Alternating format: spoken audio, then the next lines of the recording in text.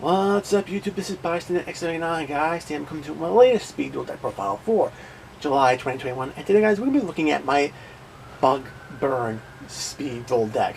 Now, the Perfectly Ultimate Great Moth strategy technically isn't new. It really came into the Speed Duel meta with the last booster set, Trials of the Kingdom, that was released in 2019.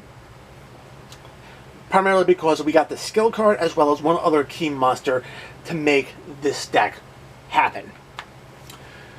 That being said, the deck is a solid strategy. It's existed pretty much the entire length of 2020 and even up to the current Speed Duel meta as well.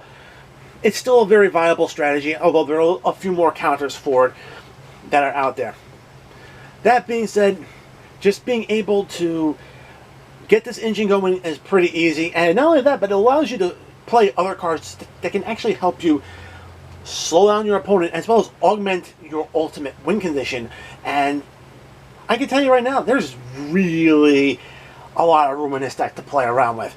So before we get started, I just wanted to thank my teammate from Team FTK, Joker of Yu-Gi-Oh, for turning me on to this strategy, because yeah, it just works insanely well. And without further ado, we're jumping right into this. So first off, we're just going to cover the basic strategy that I like to run in this deck. I'll do one Perfectly Ultimate Great Moth. I have 2 copies of Metal Armored Bug, and then 3 copies of Parasite Paranoid. Just going to place all these on top of each other. That's the ratio, 3, 2, and 1. The primary reason we're running only 1 copy of Perfect Ultimate is basically because of the Cocoon of Ultra Evolution's effect.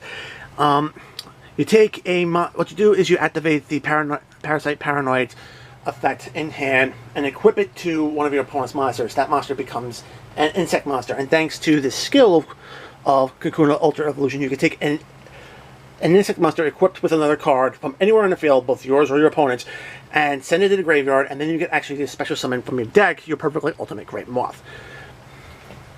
Yeah, you could also then kick back the Ultimate Great Moth if it hits the graveyard back into your deck and draw a card. So that's actually pretty cool. It's a pretty good strategy. You really don't want to be running more than 1 copy of Perfectly Ultimate Great Moth. I know some people like to run 2. I just feel like special summoning from the deck is a little bit easier. And furthermore, having this bad boy in your hand will help with the Parasite Paranoid's effect, because whenever this card is sent from the field to the graveyard, you can special summon a level 7 higher or bug from your hand, and getting this guy out of your deck and this guy out of your hand onto the field, that's a whole lot of damage put on the board, pointing at your opponent's life points. So that's not a bad thing. Okay, so that's the bug engine that we're running in this deck.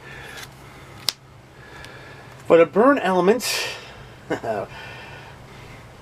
we got 3 copies of Blastsphere. In my opinion, this is one of the best burn cards in Speed Duels, primarily because your opponent attacks into this monster, it flips face up, it equips itself to your opponent's monster, and then during the next time by fights, it pops that monster, and they lose, or they take damage equal to that monster's attack points. So yeah, it'll stall their attack, it'll hit their life points. It just does a whole lot of work. And next up, to help with the stall, you have 2 copies of Sphere Karibo. Just turns around amazing hand trap to basically discard out of your hand and force one of your opponent's attacking monsters into defense position. That being said, we're going to go into the spells. We got 2 copies of Allure Darkness. We have 3 copies of Blastsphere and 2 copies of Sphere Karibo. 5 total Dark monsters, so we have room to play extra draw power so you can see more cards. Very awesome. And just being able to see more cards allows you to do a lot more things. Okay, we also have Book of Moon.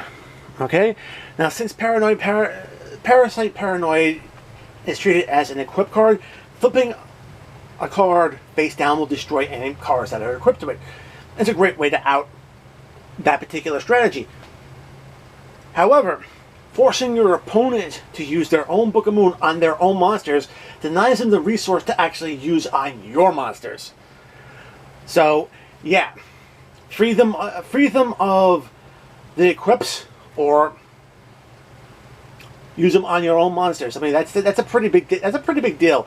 And considering that there are a lot of monsters like Jinzo out there that need to remain face up on the field for them to get, for their effects to really take hold, forcing your opponent to flip them face down so you can actually activate trap cards, that's a kind of a big brain play I like to have. Alright, and next up we have another equipped monster. 2 copies of Mask of the Accursed. Now, anybody who's seen the double duel between of Kaiba and Yugi versus the Umbra and Loomis recognize this card. Equip this to one of your opponent's monster. It can change battle position, it can attack, and your opponent takes 500 points of damage every standby phase. Very awesome, and it's just another way of stalling out your opponent and hitting their life points at the same time.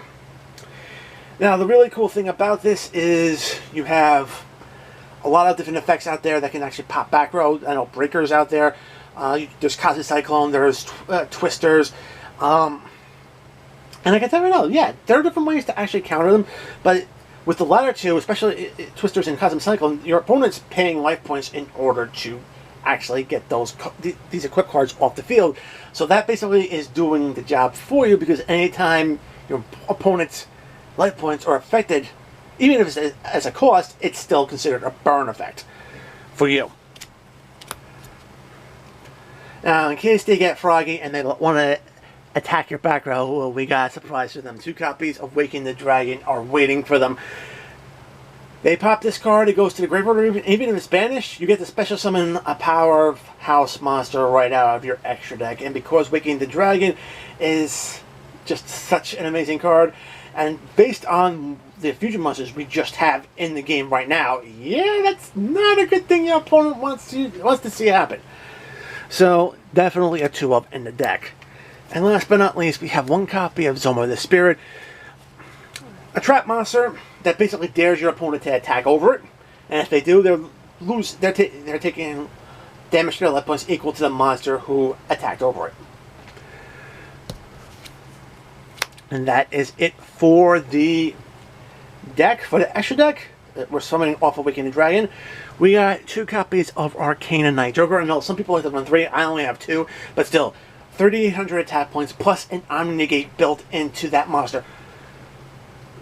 I just want to point out, if your opponent is playing a similar strategy against you with Perfectly Ultimate Great Moth and they pop your back row, you've just outed their monsters just by summoning him.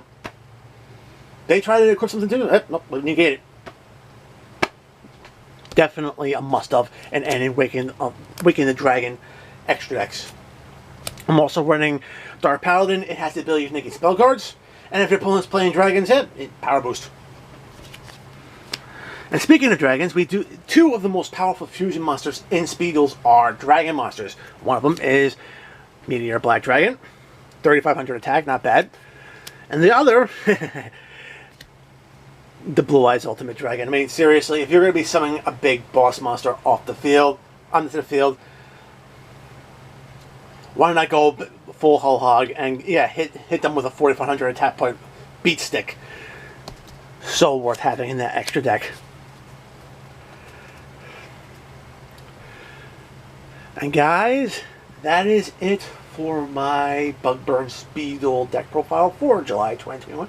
I do hope you enjoyed it. If you like this video, make sure to give it a thumbs up. If you want to see more content like this on my channel, make sure to subscribe, enable notifications so you don't miss any uploads. Check out the description box below, find the invite link to my Discord server, join the conversation, we'd love to have you. Check out the links for my affiliates, tcgplayer.com as well as sidedeckversus.com. Great resources for any Yu-Gi-Oh player. Follow me on social media, and guys, until next time, peace!